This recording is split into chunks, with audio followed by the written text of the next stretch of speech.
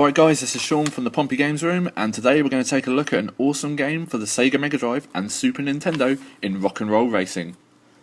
Developed by Silicon and Synapse, who are now called Blizzard, and had involvement in the World of Warcraft games, and published by Interplay Interactive, this game has to be one of my all-time favourite racing games on the Megadrive.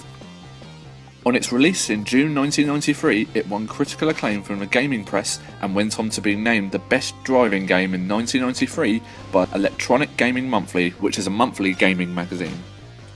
Rock and Roll Racing was initially scheduled to be the sequel to the 1991 SNES game RPM Racing. RPM Racing was one of the first games to be developed in high-resolution graphics mode, which allowed for sharper detail. The one drawback to developing a game in this method, however, was the limited number of colours and amount of unique graphics that could be displayed on the screen at any one time. Due to these problems, Silicon and Synapse decided to start work on a new game title which would go on to be called Rock and Roll Racing, which was developed in lower resolution graphics mode, allowing for much more vibrant colours and graphics, along with an awesome fully licensed music soundtrack. With instrumental versions of classic heavy metal and rock and roll tracks by the likes of Black Sabbath in Paranoid, the Peter Gunn theme by Henry Mancini, Highway Star by Deep Purple, Born to be Wild by Steppenwolf, and Bad to the Bone by George Thorogood, the lineup in regards to the music was simply outstanding. There was also an extra track in Radar Love by Golden Earring to the Sega Megadrive versions of this game. So today for this review, we're playing the Megadrive version of Rock and Roll Racing. And for fans of the Micro Machine games who have never played this game before, you really have been missing out.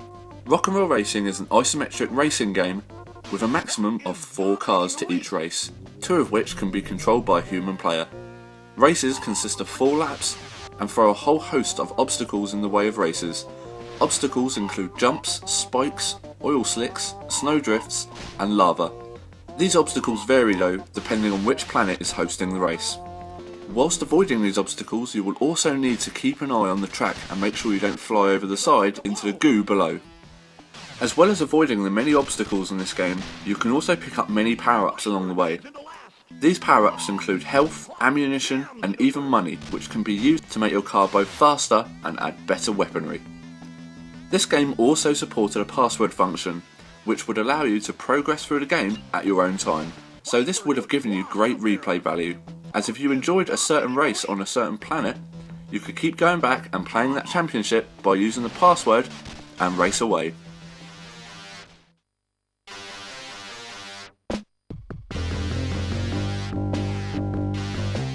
Okay then, so let's actually boot up the game now and we'll start to play some Rock and Roll Racing. So the title screens roll there with Interplay and Blizzard, and here's the title screen for Rock and Roll Racing, and let's get straight into it. So these are your main things here, obviously pretty self-explanatory. We'll touch on passwords later. Let's go for a new game and 1 player. Let's go for a veteran because I've played this game a fair few times. So you can see as we go through the characters that it outlines the names and which planet that they come from on the second line. Then we have the character plus points. Each character will be good at certain things, so you'll sort of see throughout this review that some people are good at acceleration, cornering and so on.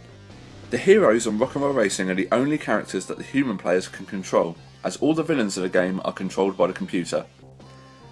Also worth mentioning that there's a locked character called Olaf from another Silicon Synapse game that was being developed at the time called Lost Vikings. Olaf had 3 plus points as opposed to the other 6 selectable characters that only had 2. So he's a pretty powerful character, and obviously that's why he's locked, I suppose. Okay then, so effectively this page here acts as your home page for the game. You've got some selectable items along the bottom of the page, which you'll see me scrolling through.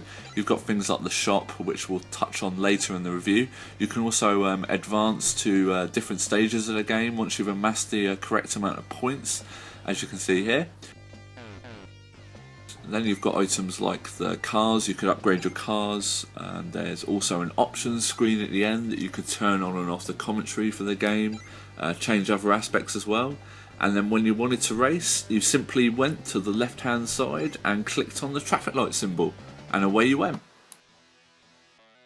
Okay then, so we're at the grid now, off we go. Now I start off pretty poor here, jump over into the goo below, as I said you try to avoid. But luckily enough, a few of the other guys here, they've done exactly the same. So straight off then, this is what I love about this game. There's nothing else like this on the Mega Drive or SNES, I think.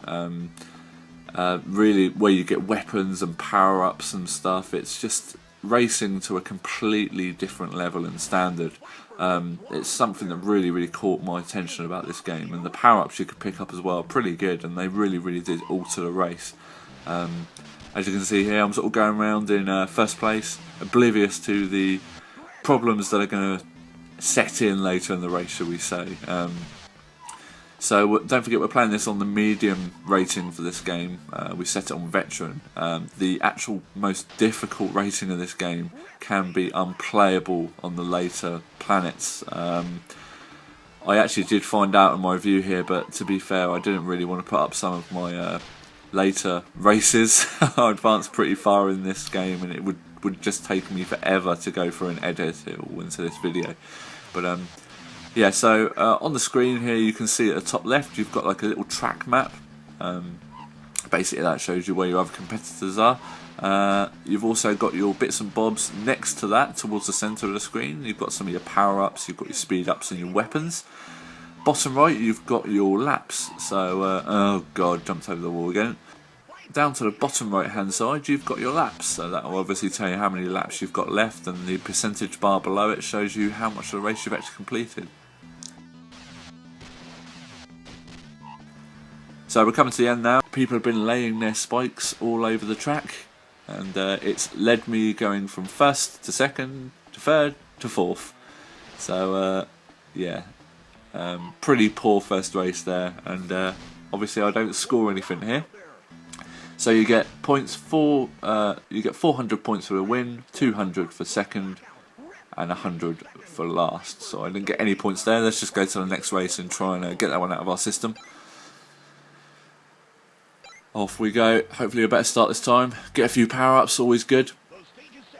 So obviously once you pick up the items such as sort of weaponry, you can actually drop those spikes all over the track. The smoke signifies that your car has taken a significant amount of damage, and usually it's 3 or 4 hits from that smoking state that you actually lose your car, and then it usually takes about 3 or 4 seconds to actually regen, and then off you go again. So, but this is just such an awesome game, and it's something that's so addictive. It's got the real replay value. It makes you want to come back and play more.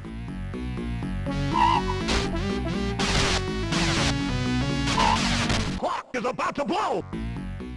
So you can't help but not hear the guy's voice throughout this game. This commentator was called Loudmouth Larry, and will comment on the race as to how it's panning out, who's in the lead, and whose vehicle is in bad shape. The first 3 drivers to complete the race are awarded with both money and points for the championship.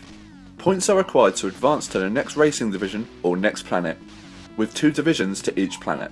Should you fail to win the championship, at the end of the season you will need to restart that planet again and race all the same race in order to gain the necessary points to progress to the next phase of the game. The only good thing about this was that any power-ups or armour that you had added to your vehicle at the time would remain with your vehicle throughout the new championship, meaning that it would be a lot easier as your vehicle was more superior to other racers.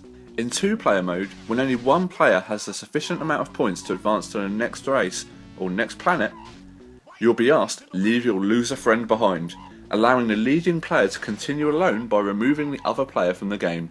The dropped player can then continue their game later from that point by using the most recent password.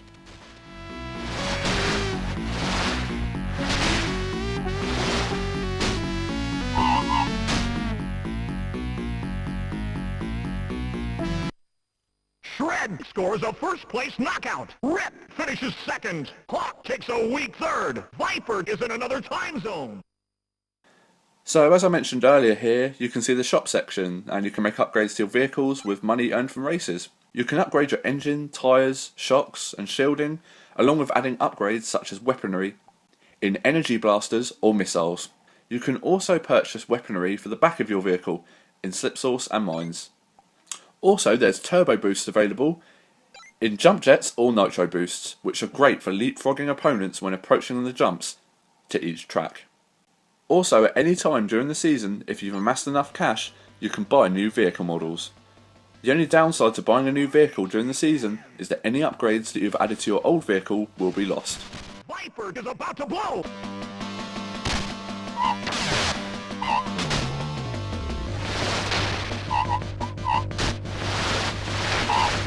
Clock jams into first! Viper looks lost out there! Rip fades into last! Clock is dominating the race!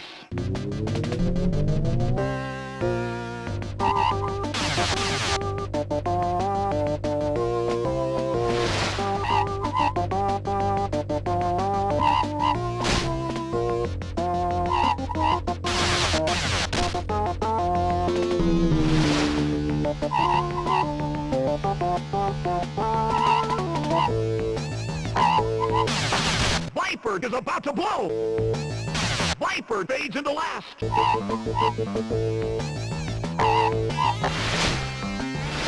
Last lap!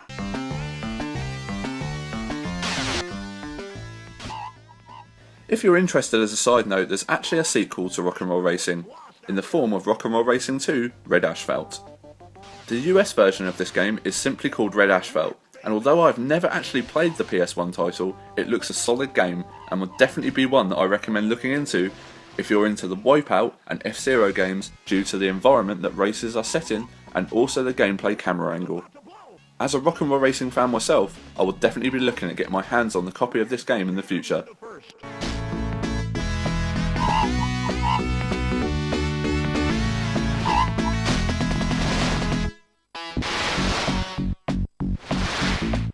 Clock jams into first!